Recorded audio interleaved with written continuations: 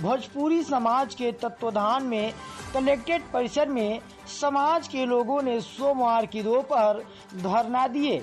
इस दौरान राष्ट्रपति को संबोधित ज्ञापन जिला अधिकारी रविंद्र कुमार को सौंपा गया।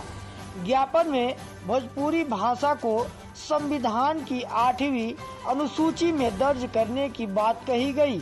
कहा गया कि बिना संवैधानिक मान्यता के अभिव्यक्ति की आज़ादी बेईमानी है। 15 करोड़ लोग अपने ही देश में गूंगे और बेजुबान हैं। व्यक्तियों को कहे कि भोजपुरी हमारी अस्मिता की पहचान है। वरिष्ठ साहित्यकार भोला प्रसाद अग्नि ने भोजपुरी को संस्कार और सरोकार की भाषा बताते हुए मान्यता नहीं दिए जाने पर सरकार को आड़े हाथों लिए। विजय बहादुर यादव ने भोजपुरी को रीति नीति की भाषा बताया। कहे कि भोजपुरी क्षेत्र की आन बान शान स्वाभिमान भोजपुरी में ही है। संक्षिप्त है, मान्यता नहीं मिलने की स्थिति में बड़े आंदोलन की चेतावनी उन्होंने दी है। आइए सुनते हैं इस संबंध में उन लोगों का क्या कहना है। अपना परिचय बताइए। डॉक्टर हरिगोविंद राय, केंद्रीय प्रवक्ता भोजपुरी समाज, प्रगतिशील भोजपुरी समाज। आज डीएम ऑफिस पर किस तरह का धरना आप लोग दिए हैं, क्या मांगे हैं?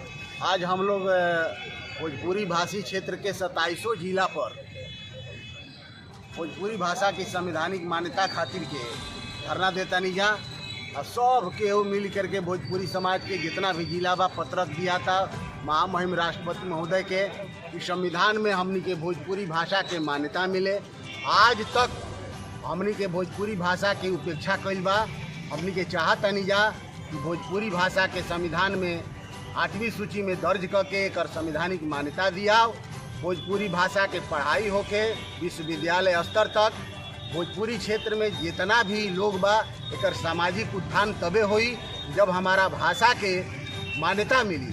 जब भाषा के मान्यता नहीं थे तो ऐसे हमनी के कहीं भी पिछड़ल देखल जाता। हमनी के जब भाषा के मान्यता मिल जाई तो हमनी के अधिक से अधिक लोग एकरा के बोले लागी, एकरा के पढ़े लागी, समझे लागी, बुझे लागी। ऐसे हमनी के चाहते नहीं जा कि भोजपुरी भाषा के संवैधानिक मान्यता मिले। एकरा खातिर के हमनी के धरना प्रदर्शन देता नहीं जा। यही माध्यम से हमनी के ज्ञापन देवे जाइल बनी जा।